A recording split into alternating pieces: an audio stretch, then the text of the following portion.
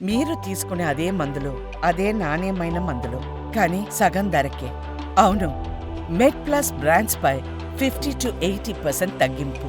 ఇంకోటి మేడం, మనం లివర్ ఆరోగ్యానికి విషయానికి వస్తే యాక్చువల్గా కొంతమందిలో అపోహ ఏంటంటే వారానికి ఒక పెగ్గు లేదా డైలీ ఒక పెగ్గు తీసుకుంటే బాగుంటుందని, కొంతమంది వైన్ తాగితే చర్మం బాగుంటుంది అని చెప్పేసి ఇలాంటి అపోహలు ఉన్నాయి. సో అంటే ఎనీ అమౌంట్ ఆఫ్ ఆల్కహాల్ అనేది గుడ్డా బ్యాడా అసలు? సో ఆల్కహాల్కును లివర్కి ఎలాంటి సంబంధం? And if you're asking me as a doctor, I will not advise. Okay. Alcohol అనేది తీసుకోకపోవటం is better, is the best. Okay. But if you are taking alcohol అనేది ఉమెన్కి ఒక kind of limit ఉంది, మెన్కి ఒక కైండ్ ఆఫ్ లిమిట్ ఉంది. So దానివల్ల health benefits అంటే alcohol వల్ల హెల్త్ బెనిఫిట్స్ లేవండి. వైన్లో ఓకే రెస్వెరాట్రాల్ అని ఒక ప్రోడక్ట్ ఉంటుందన్నమాట. దానివల్ల ఓకే స్కిన్ ఇది అవుతుంది, లాంజిటివిటీ పెరుగుతుంది అని ఉంది.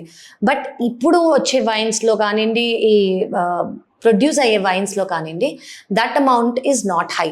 సో దానికి సప్లిమెంట్స్ తీసుకోవటం బెటర్ రాదర్ దెన్ వైన్. ఎందుకంటే వైన్ అనేది తీసుకుంటే first of all nobody will stop with 1 glass wine or any alcohol.